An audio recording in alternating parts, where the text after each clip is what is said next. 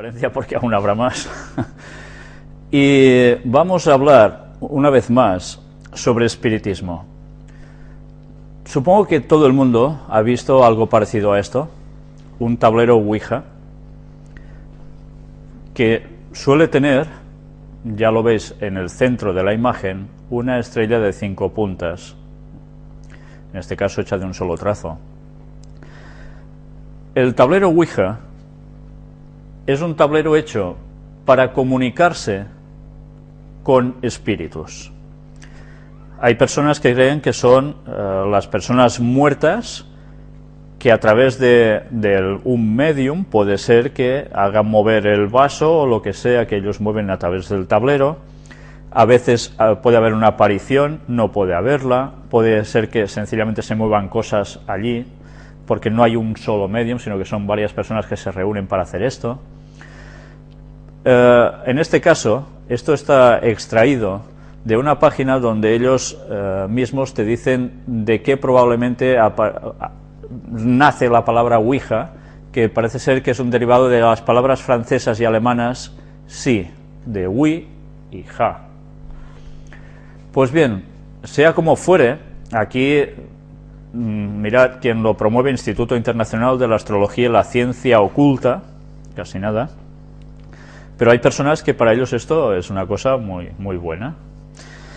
Supongo que prácticamente todos los que estáis siguiendo la conferencia en directo, como todas las personas que van a ver esta conferencia una vez subida a internet, prácticamente quien no ha hecho Ouija conocerá personas que sí lo han puesto en práctica, y normalmente supongo que habréis oído de experiencias extrañas cuando las personas hacen esto, y que normalmente ninguna queda con un buen rollo.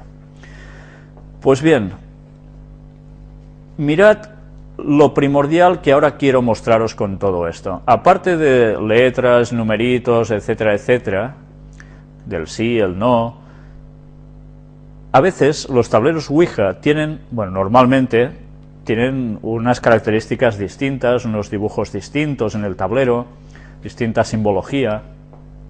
Pues bien, quiero que os quedéis precisamente con la estrella de 5 puntas, de la cual nosotros hablamos y hace muchas conferencias al respecto, pero que evidentemente ese símbolo aún quiere decir muchas cosas más.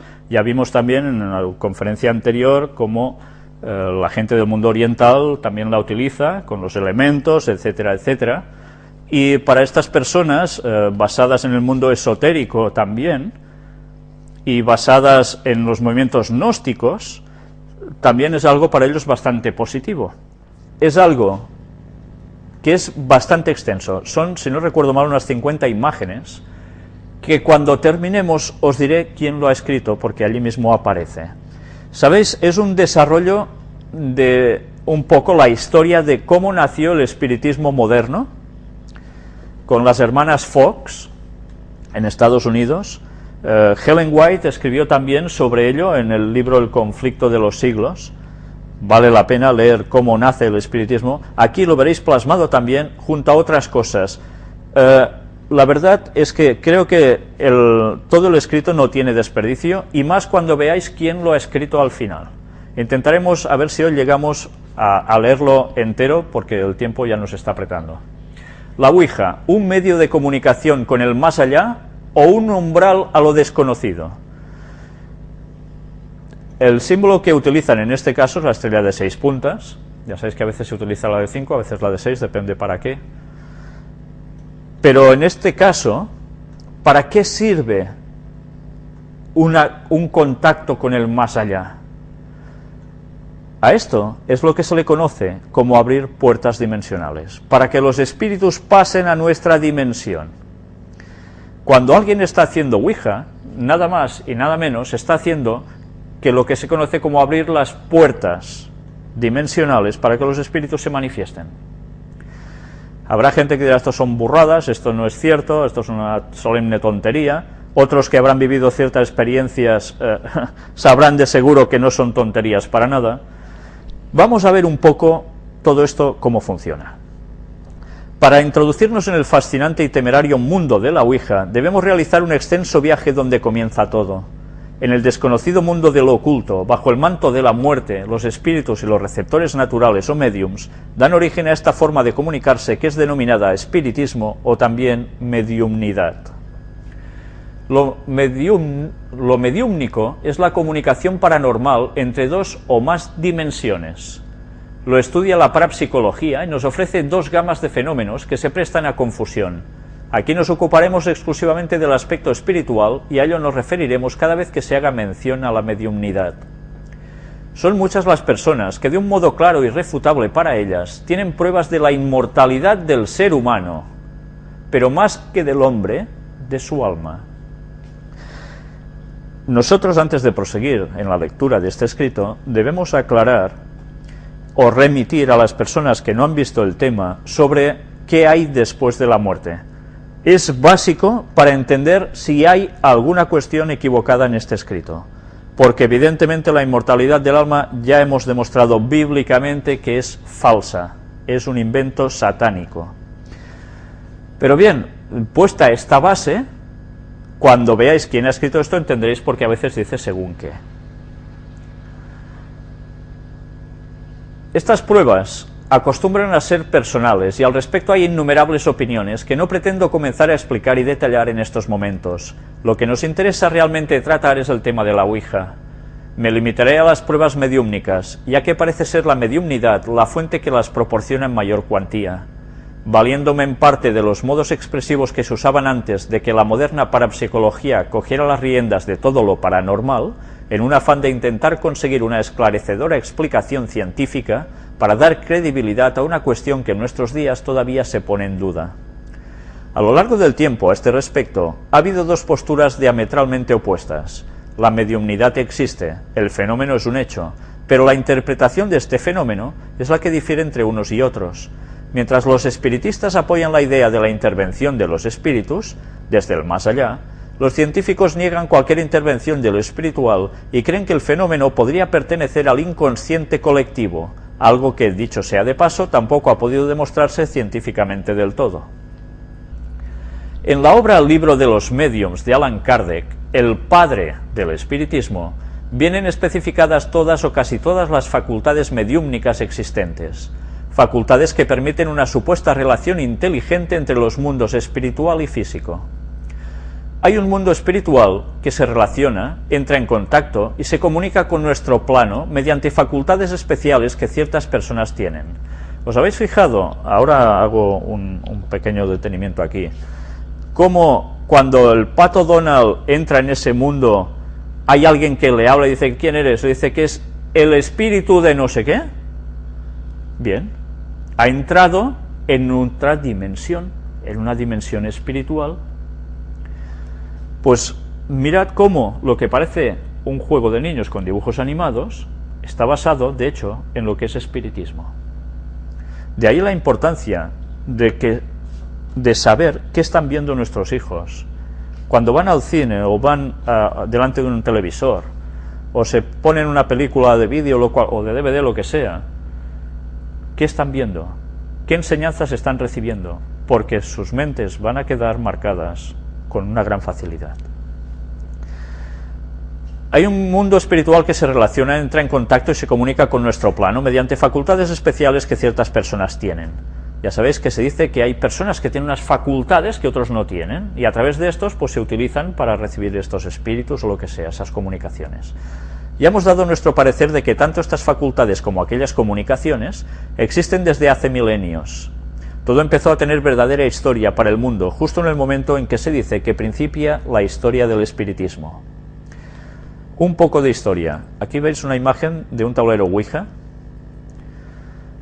en este caso con la estrella de 5 puntas. Todo comenzó en Hydesville, Estados Unidos, con los golpes y ruidos que oyeron las hermanas Fox. Esta clase de ruidos y golpes misteriosos, por abundar tanto y presentarse inesperadamente, son acaso los fenómenos paranormales en cuya existencia tiene fe casi todo el mundo. En el caso de las hermanas Fox, los golpes fueron tan insistentes que llegaron a pensar que no se trataba de ruidos casuales, sino que tal vez procedían de un ser invisible e inteligente que deseaba decir algo. Efectivamente, de eso se trataba. Nadie podía imaginarse que en pleno siglo del avance industrial, gracias a la ciencia y la tecnología, y en el corazón de un país que despertaba al gigantismo industrial, como los Estados Unidos, el misterio pudiera golpear con incalificable saña en las humildes paredes de madera de una remota casa de pueblo. Los golpes del macho cabrío, como los calificó la primera de las niñas que tuvo ocasión de escucharlos, iban a poner los pelos de punta a una sociedad que se debatía entre la superstición y una concepción casi doctrinal del avance industrial y del progreso científico. Ya veis, la chiquilla dijo los golpes del macho cabrío. ¿Símbolo de quién? ¿De un muerto? Algo que tiene como símbolo la figura de Satanás. La poco asimilable historia que dio origen al espiritismo moderno se inició el día 2 de diciembre de 1847 en Hydesville, en una modesta casa de madera perteneciente al pastor metodista John D. Fox. La casa se encuentra todavía como centro de peregrinación espiritista en Arcadia, pequeña localidad perteneciente al condado de Wayne, en el estado de Nueva York, y pocos son los que se atreven a pasar una noche solitaria bajo su techo. No me extraña. Esa noche de diciembre, en la habitación de Margaret y Kate, las dos hijas del pastor, empezaron a oírse ruidos con cierta periodicidad y sin causa aparente. El 31 de marzo de 1848, hacia las 11:30 de la noche, se inició lo que daría lugar al nacimiento de una disciplina que ha derivado en enormes esfuerzos humanos y científicos para demostrar tales tipos de sucesos. Los golpes, verdaderamente estremecedores, se manifestaron con una intensidad desconocida. Movimientos violentos, de tipo vibratorio, casi estruendosos, se prolongaron hasta las primeras luces de la madrugada. Atención a tipo vibratorio. Vibraciones, resonancias, cuerdas. Son palabras muy utilizadas para describir ciertas percepciones en las cuales el mundo esotérico tiene mucha relación. Ya hablaremos más adelante de todo esto. Intercalados con sonidos de corta duración que se asemejaban a golpes dados con nudillos sobre algún tablero, para seguidamente reproducirse con un fragor semejante a la descarga de un carro de pedruscos sobre una plataforma de madera, según manifestaron las hermanas Fox, con la forma de expresarse propia de las hijas de un pastor y del medio rural en que vivían. La intuición, característica fundamental de los médiums, impulsó a la primera médium espiritista que registra la historia, desafiando aquellas fuerzas desconocidas, capaces de provocar tan aterrorizante repiqueteo, chasqueó sus dedos y con voz temblorosa pero firme exclamó: «Aunque seas el mismo diablo, haz lo mismo que yo». Caray, para ser una hija de un pastor metodista empezaba bien la niña, ¿eh? A partir de ese momento se rompió una frontera, hasta entonces considerada como intocable para los vivos. De acuerdo con la interpretación espiritista, el mundo tangible y el mundo de lo espiritual entraron en comunicación por primera vez valiéndose de un código preciso y eficaz.